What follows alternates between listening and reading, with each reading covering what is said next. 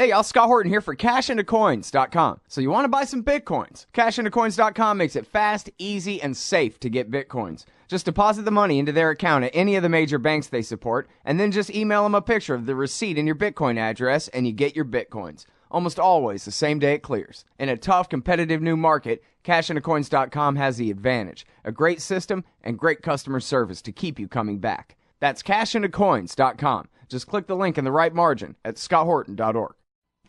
All right, y'all, welcome back to the show. Now we go to our friend Reza Marashi. He's at the National Iranian American Council. That's niacouncil.org. And what they do is they push for peace between the U.S. and Iran, and I'm down with that. Welcome back to the show. Reza, how are you doing? I'm doing well. Thanks for having me. And by the way, I never get this right in your introduction. Could you please tell us what was the name of your job when you worked in the U.S. State Department? Yeah, I worked in the Office of Iranian Affairs at the U.S. Department of State, covering a range of issues, everywhere from democracy, human rights, internal politics, foreign policy, et cetera, et cetera. Okay, right on. I like to remind people that, remind myself. It's very good. Okay, so now here's the thing of it, a little bit of background. They made, hallelujah, unbelievable. This is a major step. I don't think anybody could really overstate it. Maybe I could, but most people couldn't overstate the importance of the fact that last November, the Americans and the rest of the UN Security Council, including the permanent members and including Germany, the P5+1, they struck a deal with the Iranians that said, here's our interim deal toward working toward a final deal. But in the meantime, while we're working on our final deal, you will do these steps and we will do those steps and all of that. So now that's been last November. Here we are. It's the beginning of June. We're nearing the point where they're supposed to be able to come up with a kind of final deal here. So I was hoping that you could give the audience a brief rundown of what was the deal, basically, in not too small of a nutshell, but what was the interim deal, how well it's being implemented now, any discrepancies or crises we need to know about, and then I hope we can get into talking about the final deal, its probable shape, and the probabilities that it will take shape at all. Well, sure. I think the important things to point out about the interim nuclear deal that was signed in November and went into implementation in January, there's 2 points on both sides that I think are important to point out. One side being the United States, or the P5+1, as you pointed out, and the other side being Iran. On the U.S. or P5+1 side, they were able to give Iran some sanctions relief. I think a total of a couple of $2 billion over the next 6 months, or over the 6-month duration of the interim deal. But more important than the sanctions relief was that they finally acknowledged that if a final comprehensive nuclear deal is struck, there will be enrichment on Iranian soil. And what that enrichment of uranium on Iranian soil will look like will be mutually defined, they said. And that was a pretty big shift because neither the Bush administration nor Obama in his first term were willing to go that far. And I think that's something that the Iranians were able to sink their teeth into. Now, on the Iranian side, they obviously made some very significant limitations to the nuclear program that they have. For example, they stopped enriching uranium to the 20% level. Very difficult to go from 0% to 20%. Much easier to go from 20% to 90%, which would be needed for a weapon should Iran in the future decide to make that decision. They haven't since 2003, according to U.S. intelligence. And the other thing that they did is they diluted the stockpile of 20% enriched uranium, meaning they had a stockpile of a certain number of kilograms, and that stockpile is going to be reduced to zero in about a month and a half's time, if not already. So that's significant. That means you take something that the United States and its allies viewed as a proliferation risk, and you further reduce that risk because the actual concrete, tangible items that Iran has in its nuclear program have been significantly reduced. There were other details, on both sides, but just so the listeners get an idea of what the real meat on the bones was, I think those things were the most important. All right, so now a couple of things here. First of all, let's go back over what you say about how important it is that the Americans have said, I guess they haven't really yet, but in effect they have accepted enrichment by saying that they will accept enrichment. And at best, really since the beginning of the Obama administration, they've implied that they would accept enrichment, but they never have outright said that.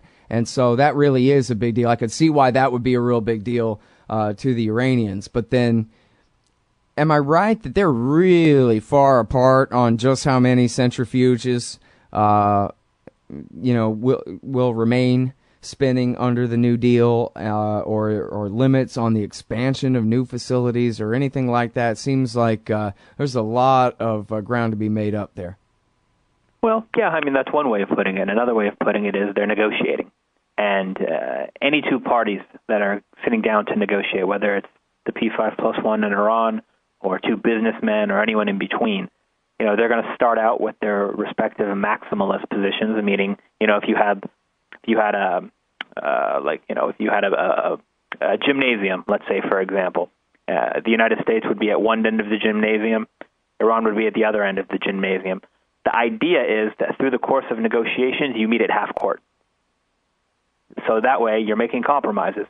Both sides get more than they would get without any kind of compromise, but neither side gets everything that they want. But through compromising and getting a little bit more than you would get otherwise, that's better than the alternative, the status quo, which is moving both sides to the precipice of war. And I think that's something that both sides would independently seek to avoid. So, between now and July 20th, which is the soft deadline, which they hope to get this all done by, there's going to be a lot of posturing. There's going to be a lot of blame game, a lot of spin, trying to shape the narrative in the media about, who's more at fault or who needs to compromise more. You're already seeing that in the United States, and I think you're going to start to see it more in Iran. But at the end of the day, the moral of the story is both sides have to compromise in order for this to work. Both sides think that they're approaching this from a position of strength. The reality is that neither side is as strong as they think they are. And over time, I think they've slowly started to realize that, but not quite enough that's necessary to get the deal. And I think that's what the next month to month and a half is really going to be about, is kind of like a game of chicken, where, those old James Dean movies where two cars are driving towards the end of the cliff to see who hits the brakes first. Yeah. That's basically what they're doing now in this negotiation. But neither side wants this to fail. Yeah. Well, now, so here's the thing about it is that all these guys remind me of used car salesmen, so I'm cool with them negotiating, and it seems like, well, I don't know. When they when the discrepancy between the number of centrifuges each side will agree to is that vast, I'm perfectly, I'm totally cool with, okay, well, here's where we're going to have our major compromise. This is really the crux of the issue anyway. But then the Americans go bringing up missiles for nuclear bombs that aren't being made, and that we're completely diminishing.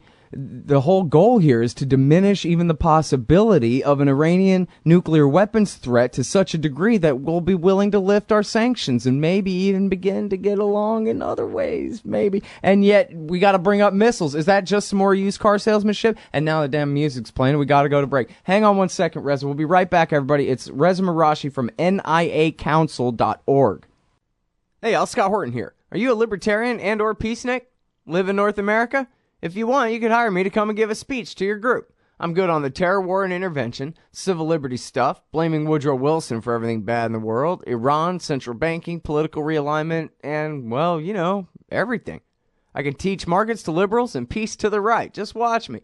Check out scotthorton.org/speeches for some examples, and email me, scott@scotthorton.org, for more information. See you there. All right, I'm Scott Horton. This is my show. It's the Scott Horton Show. We're on Liberty Radio Network at LRN.FM and at scotthorton.org. Join up the chat room, scotthorton.org/chat. We're talking with Reza Marashi. He's formerly with the U.S. State Department, the Iran desk there, as you heard him say. And now he's at the National Iranian American Council. That's niacouncil.org there with Trita Parsi and others doing great work pushing for peace between the U.S. and Iran, a real détente between the U.S. and Iran, and thank goodness for that. And so now, what I was trying to say, and I was overly explaining the hell out of it, Rez, but I was just saying, wheeling and dealing is one thing, and arguing over the numbers, spinning centrifuges is one thing, but I'm worried, and I'm channeling a little Gareth Porter here, I'm worried that the demands that, oh yeah, now you have to bring your missiles up for negotiation too, is a poison pill, that this is sabotage, that this is sort of like 2005, where now they're going to blow up the damn deal. Right when they could have a deal, they're going to blow up their own deal for whatever stupid political reasons here, rather than do the right thing and finally end this stupid Cold War. But I know you're more optimistic than that, so let's hear it. Talk me down. Well, I think that there are some in the United States and Europe that do want to put missiles on the table. Israel and Saudi Arabia, I'm sure, want to do the same. But there are enough smart people in all of those places that have articulated very clearly that if you don't have the fissile material produced by enriching uranium to put into a missile, then ballistic missiles are not a non-proliferation threat. They're not a nuclear weapons threat. They're not a delivery system for a nuclear weapon if you don't actually have the material to put into the missile. So in the bigger scheme of things, while there are some people that are making that argument that they should be on the table, and the United States has brought up the issue in the negotiations, Tehran has said unequivocally and repeatedly that this shouldn't be an issue. Fortunately, there are current and former officials in the West that understand that maybe now isn't the time to discuss this issue. Maybe you discuss it later on down the line and really slay the wolf nearest the sled here in terms of getting done what the lowest hanging fruit is, because frankly there isn't that much low hanging fruit, and the negotiations are tough enough as is. Mm-hmm. So the missile issue is real, but there are people that are overhyping it, I think. Right. All right. Now, so the Iraq reactor, that is the one that produces that can produce weapons grade plutonium as a byproduct, even though they do not have the very fancy facility that they would need to reprocess it as such, and even though they have a deal with the Russians to take care of any waste material out of there. I think that's the situation going into this negotiation. But so what's at dispute about Iraq in the negotiation, Reza? Can you tell me? Well, I think that originally the dispute centered on the fact that Iran didn't need a heavy water facility to help produce energy and produce other peaceful measures within its program, broadly conceived, right? And the Iranians said, well, if we want to, we can, but if this is a concern for you, there are ways to reconfigure the facility without shutting it down, without mothballing it, so that it does not run the same kind of proliferation risk that Western countries had originally perceived. That's something that the Iranians have on numerous occasions stated that they are amenable to doing, and that's what they're in the process of negotiating now. So they've actually made progress on the issue from where we were 6 months ago.